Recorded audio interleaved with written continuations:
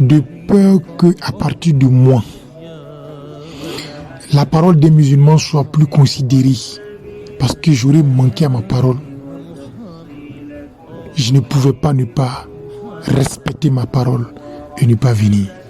C'est pourquoi je suis là. C'est juste pour respecter la parole donnée des musulmans, pour la fierté de l'islam que je suis présent. Allahu Akbar, Allahu Akbar. Et voilà qu'on pose la question à Bogal Kiferi. Mais pourquoi est-ce que toi, en tant que sahaba, tu t'es porté garant pour ce dernier? Il dit, j'ai eu peur qu'après cette scène-là, on dise que non, un musulman était en train de demander de l'aide et qu'aucun musulman n'a été capable de lui apporter son secours. Vraiment, je ne pouvais pas accepter moi en tant qu'un musulman de penser un instant qu'un musulman sollicite de l'aide et que personne ne soit capable de l'aider. C'est pour l'honneur de l'islam que j'ai décidé d'apporter mon soutien aux frères. Et à le juge dit bon, qu'on va passer à la sentence, et les enfants du vieux disent non, nous on pense que nous allons pardonner. Ils se concertent et ils disent que non, nous on va pardonner. On dit mais pourquoi vous décidez de pardonner? Il dit non, on ne veut pas qu'à partir de nous qu'on dise que un jour un musulman a demandé pardon et que des musulmans n'ont pas été capables de les pardonner. On ne veut pas que ça commence par nous.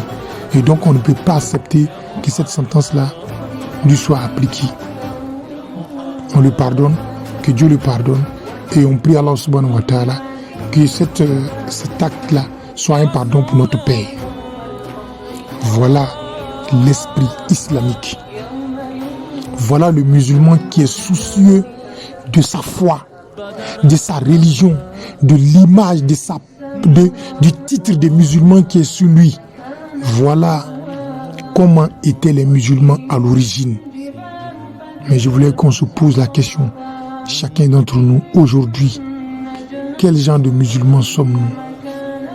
Qui sommes-nous réellement? Sommes-nous des musulmans qui travaillons à l'honneur de l'islam, qui travaillons à la lumière du Coran? Je ne pense pas. Parce que déjà, l'islam nous garantit, le Coran nous garantit que la prière bien faite nous éloigne de la turpitude et du blâmable. Les prières pressées. On ne finit même pas de lancer salam. Les musulmans sont déjà sortis de la mosquée. À peine même si on dit il y a un prêche, ça intéresse un musulman. À peine même si le gars il prend le temps de lire le Coran, même ne serait-ce qu'en français. À peine même si on essaye de connaître l'histoire des grands musulmans du prophète, des sahaba. Quand Allah subhanahu wa ta'ala nous dit, vous avez en la personne du prophète Mohammed sallam le meilleur exemple à suivre. Et il a dit quoi? Les héritiers des prophètes sont les sahaba. Aujourd'hui, même la parole d'un imam ne vaut rien. La parole d'un père de famille ne vaut rien. La parole d'une femme musulmane ne vaut rien. On demande même